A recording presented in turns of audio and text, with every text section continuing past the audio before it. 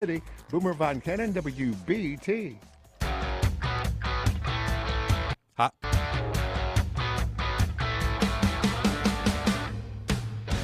It's 5:05 and welcome in to a Thursday edition of the Carolina Journal News Hour on News Talk 1110 and 99.3 WBT. I'm Nick Craig. Good morning to you. The North Carolina General Assembly was back in session in Raleigh yesterday, where they revealed their hurricane relief package. Yesterday morning, the General Assembly held a press conference around 10 a.m. as they returned for their one-day session. This initial, and I'll stress, initial proposal aims to direct $273 million in appropriations for disaster relief. That's in portions of western North Carolina that were devastated by Hurricane Helene. The bulk of that money will be providing cash flow flexibility for state agencies to perform tasks that will assist communities that were destroyed by its impacts. About $250 million will go to those state agencies and local governments for disaster assistance programs. One good thing to pass along this morning, that was voted on and agreed to unanimously in both the House and the Senate. So as partisan politics, we know things are ramping up here less than 30 days before the election day. It was great to see the General Assembly able to pass that piece of legislation without any partisan politics involved. Of all of that money, $16 million that we talked about yesterday that was requested by the Department of Public Instruction was also approved as well. Brianna Kramer from the Carolina Journal join us in a little bit. We'll talk about those details with her. Keeping our thread on Helene this morning, FEMA has announced that it will soon sign an agreement to transfer the Greensboro Influx Care Facility, which was previously operated by the Department of Health and Human Services, to FEMA for ongoing recovery efforts surrounding Hurricane Helene. According to a press release sent to the Carolina Journal, quote, FEMA continues to lead a comprehensive whole of government approach to assist communities impacted by Hurricane Helene. As part of our efforts to ensure that every available resource is mobilized, FEMA will soon sign an agreement with the Department of Health and Human Services to transfer the Greensboro facility in North Carolina previously operated by HHS to FEMA. We'll continue to track those details, and I'll have some more information coming up a little bit later on this morning. Well, the weather is on everybody's mind this morning as Hurricane Milton continues its impacts across of the entire state for all intents and purposes, the entire state of Florida. Milton did make a landfall Wednesday evening south of Tampa near Sarasota, damaging winds, knocking out power to over 3 million customers, and triggering a significant tornado outbreak in the Sunshine State. It is obviously daylight has not come yet on the west coast of Florida. Not exactly sure what some of that damage is looking like. We'll learn that throughout the day, and we'll have the latest here on WBT. It's now 5:08 on the Carolina Journal News Hour. A busy day yesterday in the North Carolina General Assembly as lawmakers were back in Raleigh to deal with the relief from Hurricane Helene. Brianna Kramer from the Carolina Journal not only has the details this morning, she was with the General Assembly yesterday. Brianna, good morning. What are the latest details that you're tracking? Hi, Nick. Good morning. Yes, the General Assembly was in full action in Raleigh on Wednesday. They were working hard to get past this Hurricane Helene relief package so that money can be sent out to Western North Carolina so they can get these funds rolling and get construction crews and whatever funding is necessary out to agencies that can really assist these communities. So the proposal is going to direct $273 million in appropriations for disaster relief efforts in Western North Carolina. Now, this is just the first round of funding. They wanted to make that very clear yesterday that they intend to do much more than this, but this is the first step. They only had a one-day session that they came back for, and they specifically were working on this in both the House and the Senate. So it was a pretty quick turnaround time for legislators to all meet in Raleigh for one day and to work through this bill and get the right language in there and the right funding and get this passed so that residents can get some sort of financial relief. Before we get into the details of the bill, I might also note that lawmakers are expected to be back before the end of this month again to maybe tackle another round of that. That's new information that we didn't have previous to yesterday, correct? Yes, that's right. They modified the adjournment resolution. So they'll be coming back in about 2 weeks on October 24th. So they'll be able to do more then. And they also plan to take up House Bill 10, which is the bill everybody's been keeping their eyes on. It funds opportunity scholarships and the ICE bill, and it has a lot in there. So they're going to be working on that in about 2 weeks when they're back. You were at the press conference that took place yesterday morning. You talked about that sum of money, at least the first part of that money being released. Where is that money going for, and what did you learn from House Speaker Tim Moore and the leader of the Senate, Phil Berger? Yes, so $250 million is allocated to the Department of Public Safety's Division of Emergency Management, and that will provide the state a match for federal disaster assistance programs for state agencies and local governments. So the allocation there, that's the largest chunk, includes establishing a revolving loan program to help local governments and state agencies manage cash flow while awaiting federal reimbursements. So that's the largest chunk, and that's going to do the most for these communities right off the bat. And then $16 million is going to go to the Department of Public Instruction. So DPI requested $16 million last week for lost compensation for school nutrition programs, which the bill did propose to give them that requested amount. So it's very interesting. You might be wondering why is DPI requesting this money? Didn't they already have this money available to them prior to the storm? But according to a spokesperson at DPI, school nutrition staff is paid out of an enterprise fund that isn't made up of state or federal appropriations. So instead, they are paid out of a USDA reimbursement. So really what that comes down to is if food isn't served, reimbursements can't take place. So that impacts staff compensation. So that's how nutrition staff is going to be getting their compensation for the time that they have not been working. And then public school employees are also guaranteed compensation for their lost work days. Keeping it on schools for a second, the DPI also requested some changes to the calendar law. There's a couple of school districts, I think 5 as of right now, that have no timeline for reopening. Many of the schools still being used as shelters and distribution facilities. Did the General Assembly agree with that, and are they moving forward with DPI's request there? Yeah, so they are definitely going to be granting school flexibility. Schools in these affected areas are given calendar flexibility to make up instructional days or to also use remote learning. So that's on top of the compensation that's going to be provided. They're given this flexibility. We know there's several counties where the school districts remain closed and have no timeline for reopening at this point. So flexibility at this time is necessary. More with Brianna Kramer coming up. You're listening to the Carolina Journal News Hour. 5:13 News Talk 1110 99.3 WBT. Time for a look at traffic this morning with Boomer Von Cannon. Hey, thank you, Nick.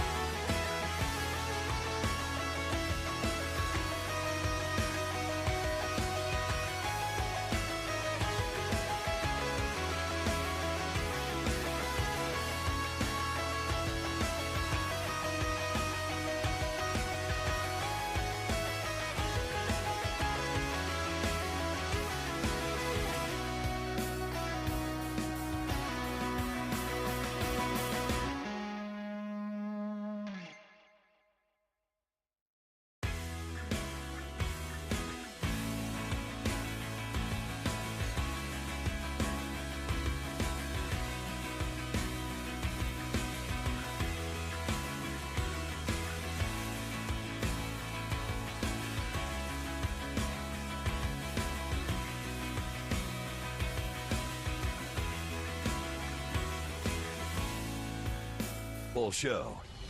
This afternoon at 3. News Talk 1110 and 99.3. WBT.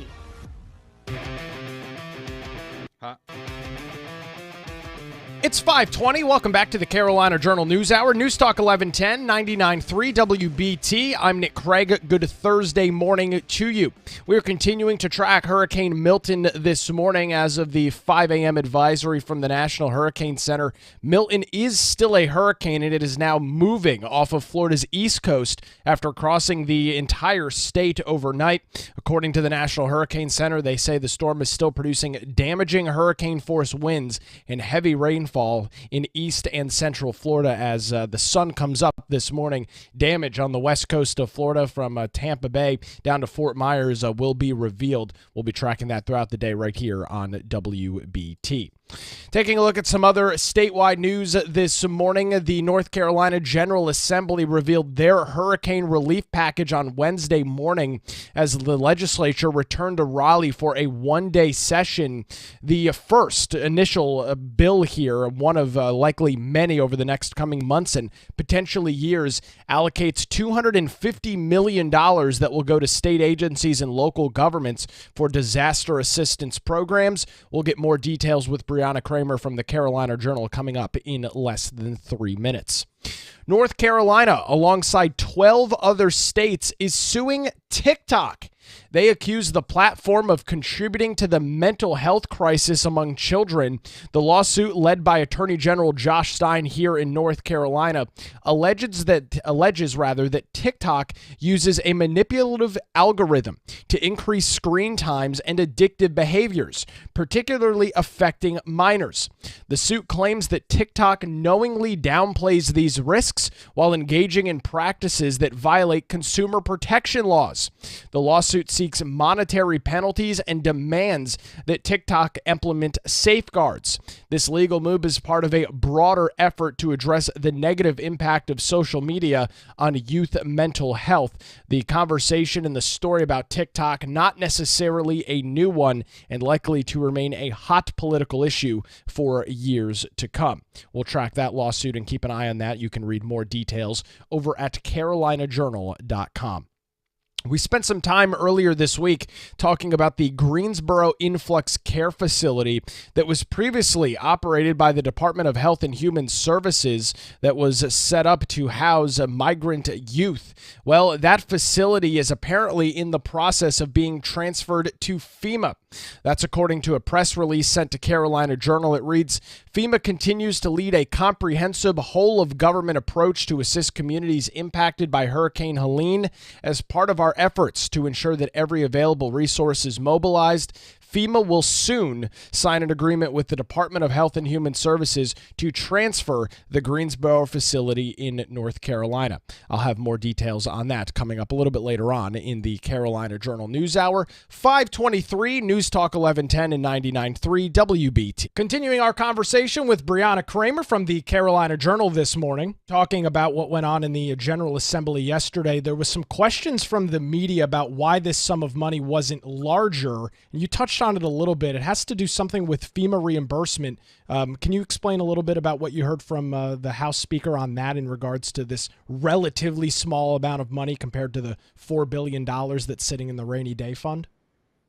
Yeah, what's interesting about this is if we look at the amount of money that they already had sitting in these rainy day funds for an emergency like this.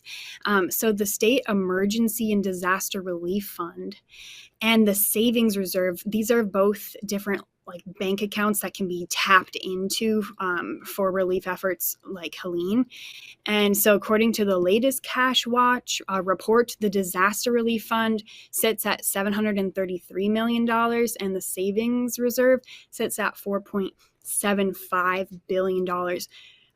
Which when you think about that, yeah, they are not spending nearly the maximum that they could be, but this is because it's the first round of funding. Like I already mentioned, they're coming back in 2 weeks, and then they come back in November again for more. So, there could be some controversy that they're not doing enough, but I think they wanted to make it simple and get it taken care of. And they wanted it to be bipartisan. And when you put more money in there and, you allow more more people to kind of advocate for their causes, you're going to get more controversy and you're going to get more politics involved. So I think keeping it simple and to the point was a way to keep out politics and just get to the necessary aid that's needed. I also want to mention during Hurricane Florence in 2018, the reserves were much lower. So they were at 104 million and 2 billion. And now I said they're at 733 million and 4.75 billion. So a lot more money is sitting in these accounts, which kind of just goes to show the fiscal responsibility that we see at the state level. And when you compare that to the federal level, it's a big difference. In continuing our conversation on this, there was also some talks about where exactly, Brianna, is this money going to be spent? And from what I took away, this money is being allocated to essentially the executive branch, and they'll decide which departments are actually going to be spending that money and where those resources are needed. Is that the case? Is that what you took away as well? Yeah, so basically DPI is going to be getting a lot of this money, and then they will be able to give it to different programs or state agencies and do the revolving loan program as well. So yeah, it's going to be, from the top down, issuing out this money and making sure it gets to the hands of the leaders of these communities and help with the repair progress. There's a few other fiscal notes worth talking about.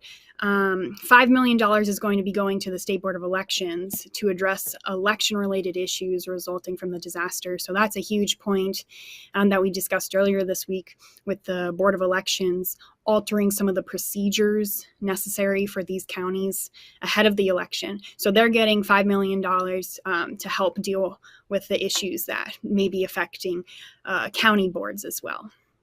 As you mentioned, the Board of Elections, originally 13 counties is what the state board highlighted in areas where things might change. The General Assembly seems to think that there's some more counties that might need some relief. What's the latest on that?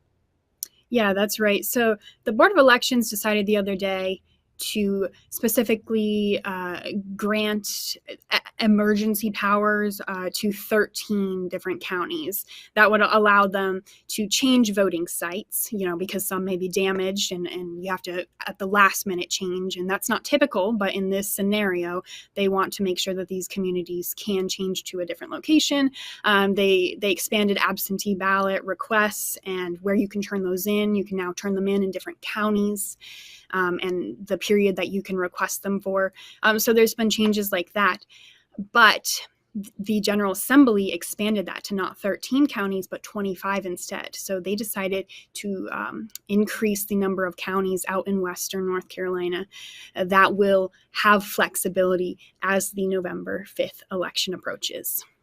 You mentioned something that may have gotten lost at the top. You mentioned that this passed unanimously, which does not happen very often in regards to legislation. I guess it's safe to say, Brianna, it was nice that politics were able to be put aside at least for a little bit in Raleigh, and this relief effort was able to begin in a true bipartisan manner. Yeah, it definitely was in the end, although there were a few moments throughout the day where it was a little hazy if things were going to go as planned and if Democrats kind of wanted to push forward any different changes to the election procedure changes or anything like that. But in the end, everybody did support the bill that was put forward, and that is successful, and that's what they wanted for this one-day session, because it's really a lot to happen in just one day when this was not on anybody's radar a few weeks ago, and now it's headed to the governor's desk. You can read more on this story by visiting our website, carolinajournal.com. 529 News Talk 1110 99.3 WBT. Time for a look at your Thursday morning commute with Boomer Von Cannon. Hey, thank you, Nick.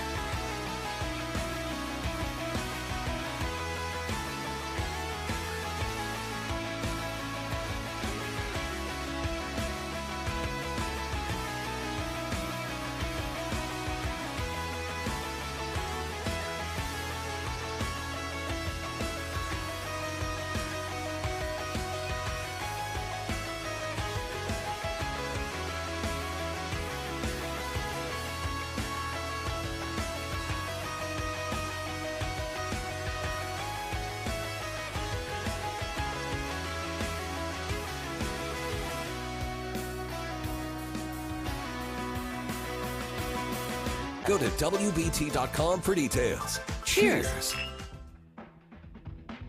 Huh?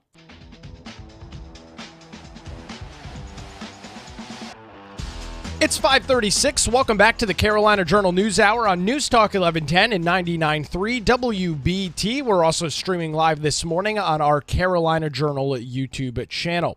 Well, yesterday, the North Carolina General Assembly revealed a hurricane relief package, and that was in their one-day return to Raleigh. As you can imagine, this initial proposal is set to provide millions upon millions of dollars in appropriations for disaster relief efforts that continue in the western half of North Carolina. That bulk of that money will be to provide cash flow flexibility for state agencies to try and speed up work that they're trying to do. This will assist communities as well that have been destroyed by the impacts of Helene. About $250 million will go to state agencies and local governments for the disaster assistance programs. House Speaker Tim Moore spoke about this at a press conference yesterday morning. So the particular bill that we are taking up today does an initial appropriation of $273 million. $250 million of that goes to state agencies and local government for federal disaster. Again, we have the federal match that would be applied to. $16 million for lost compensation for school nutrition programs. $50 million from existing water sewer reserves. $2 million to provide technical assistance to for FEMA grants for affected counties. $5 million to the State Board of Elections for voter outreach and communication in the affected areas. Small business loans through Golden Leaf, reimbursed via FEMA. Absentee ballots returned to any county in the state. And Senator Berger will talk in more detail about the elections piece, but hotline for displaced voters, things like waiving DMV fees and like when someone's license is supposed to expire, they don't have time to mess with that right now. Granting extensions of those. School calendar flexibility, funds flexibility for various agencies. And then we've also waived some certain environmental requirements that we need to get waived, like burning restrictions, wastewater treatment restrictions, and road construction to get this process moving. We don't need the rebuilding. We don't need these efforts tied up in bureaucracy and delay. So trying to do that to streamline it. We don't need those efforts tied up in bureaucracy and delay. That's House Speaker Tim Moore speaking with the entire General Assembly yesterday morning after 10 o'clock. Shortly after that, they gavelled into session in both the House and the Senate and handled this hurricane relief package. Again, $273 million in total. Some of that money also allocated to the Department of Public Instruction.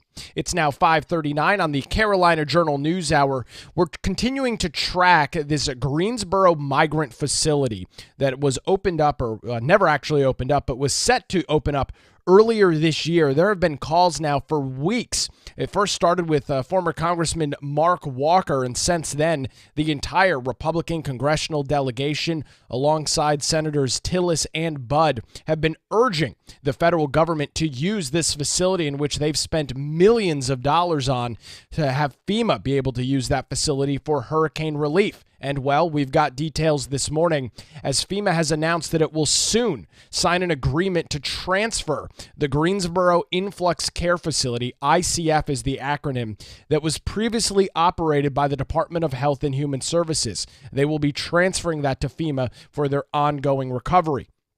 According to a press release that was sent to the Carolina Journal, FEMA says, quote, as part of our efforts to ensure that every available resource is mobilized, FEMA will soon sign an agreement with the Department of Health and Human Services to transfer the Greensboro facility previously operated by HHS to FEMA. The Greensboro facility will be another resource to ensure that FEMA has access to a wide variety of assets and resources should they be needed for recovery. And while the government agency has yet to say exactly what the facility will be used for, and all we know is that it will happen, quote, soon, that has not stopped current and former North Carolina lawmakers from calling for that to be used for housing those that were displaced in western North Carolina. Richard Hudson, he and North Carolina Senator Thom Tillis led Republican members of the North Carolina congressional delegation in a letter that was sent on Saturday to the Secretary of HHS and FEMA, urging the federal government to use that facility to house hurricane victims temporarily. Richard Hudson posted, or Congressman Hudson rather, posted on X yesterday morning, quote, "Last week I repeatedly called on FEMA to use the unoccupied Greensboro ICF for Western NC families now displaced because of Helene. Glad to see that the Biden-Harris administration finally listened. North Carolinians are hurting and they must be taken care of." He then links to a news article talking about this. Congresswoman Kathy Manning, who is a Democrat representing the 6th Congressional District, said on Friday that the facility could be used to house victims, and that process was underway, and that HHS, quote, was working on this for several days now. She also posted to X yesterday saying this: "I am pleased that FEMA is finalizing an agreement with the Department of Health and Human Services to transfer control of the Greensboro ICF facility to FEMA. While emergency response officials evaluate the facility's optimal use, it is critical that FEMA has access to a broad range of assets to support recovery efforts. In this moment of urgent need for food, health services, and housing for our neighbors in Western North Carolina, I am fully committed to mobilizing resources swiftly and ensuring that they reach all those impacted by this unprecedented storm." Again, as I mentioned, this first came on the radar when Congressman Mark Walker first posted on X about this 800-bed facility in Greensboro that the U.S. government currently has a $50 million lease for. That facility has sat essentially completely unoccupied since the late last year, early parts of this year in March, when it was supposed to open. That is one of the stories that we are tracking this morning. You can read more details on that by visiting our website, carolinajournal.com. It's now 5:43 on the Carolina Journal News Hour, News Talk 1110, 99.3 WBT. Time for another look at the roads this morning with Boomer Von Cannon. Hey, thank you, Nick. We're looking over.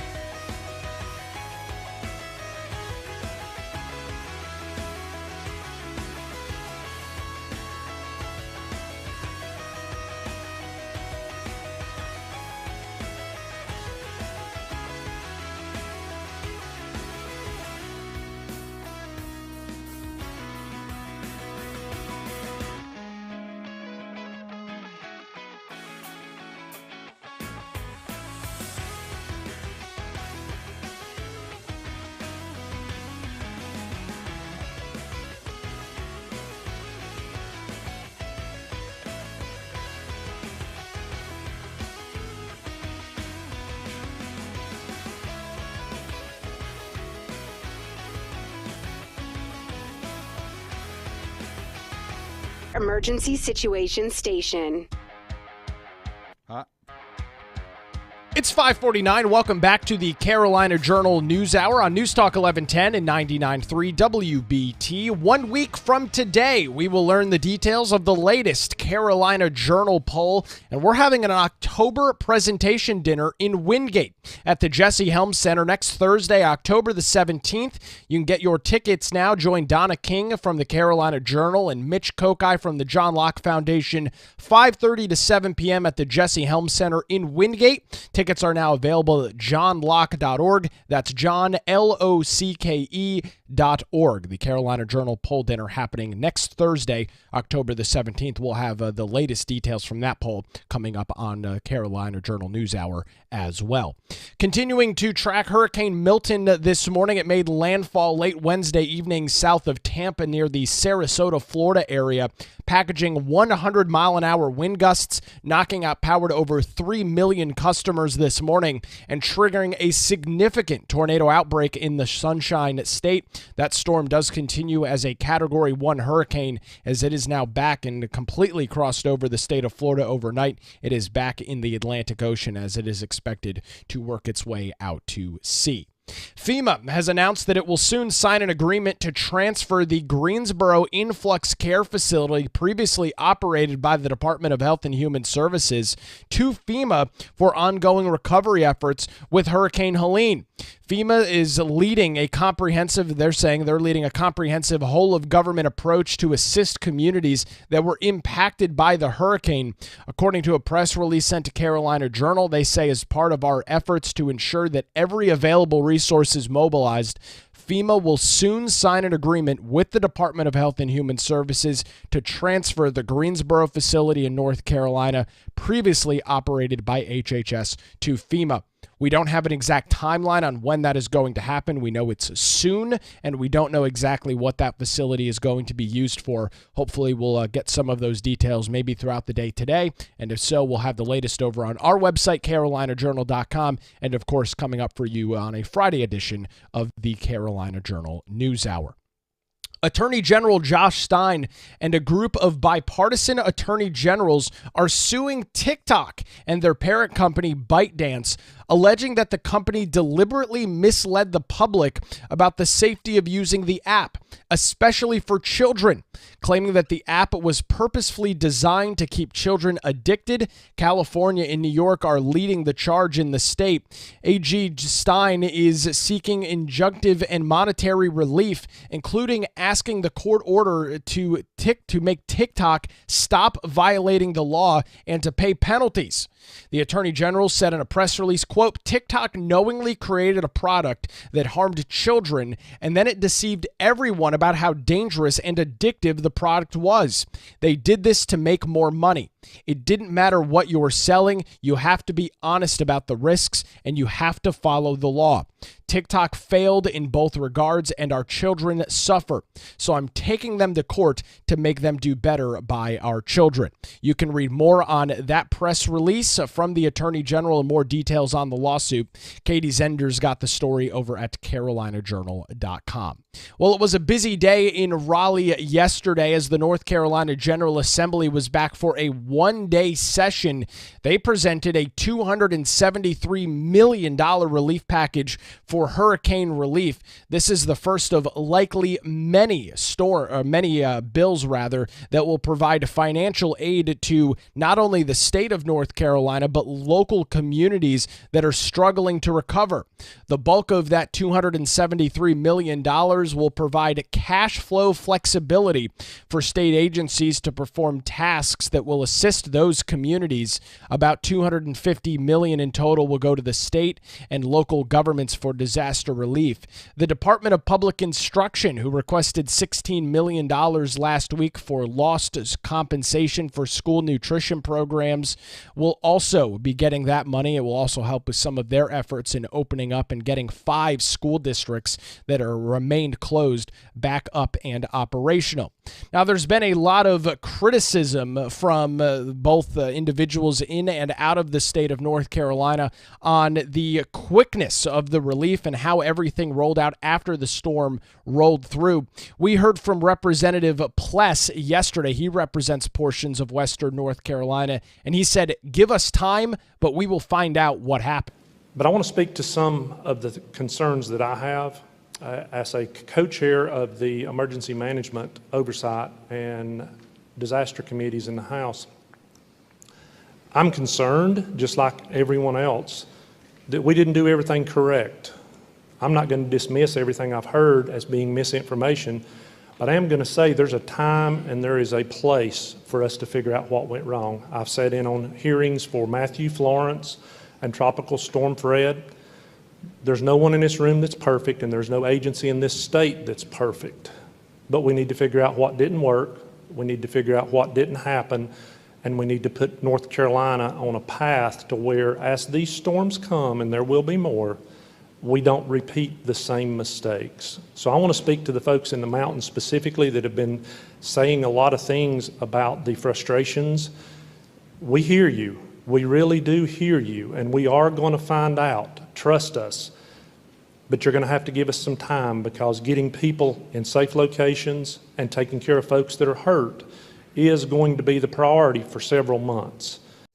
That's Representative Pless at yesterday morning's press conference. As I mentioned, $273 million is what is being allocated. There was a question from a reporter, why is there not more money being allocated right now? The leader of the Senate, Phil Berger, spoke on that. One of the concerns that we have to be aware of is that in many respects, a lot of what will be needed for recovery will be funded at the federal level by the folks at FEMA, and the state's obligation is generally for a match of some sort. And this money could be used for part of that match. I don't expect it to be used for that, but we don't want to get too far ahead of the federal government on that, because we don't want to supplant those federal dollars with state dollars if we're not required to. That answers that question from the leader of the Senate. As I mentioned earlier this morning, the bill did pass unanimously, and that $273 million is now allocated to those various state agencies so they can figure out what they want to do and where that money is best needed. One other interesting thing to note, the adjournment resolution that was passed and signed yesterday is also been modified. Legislators will return for additional days of work starting on October the 24th for any additional money or funds that are needed. You can read more details on this over at carolinajournal.com. Donna King from the Carolina Journal is embedded with the National Guard in Western North Carolina. She'll join us on a Friday edition of the Carolina Journal News Hour. WBT News is next, followed by Good Morning BT. We're back tomorrow morning at 5.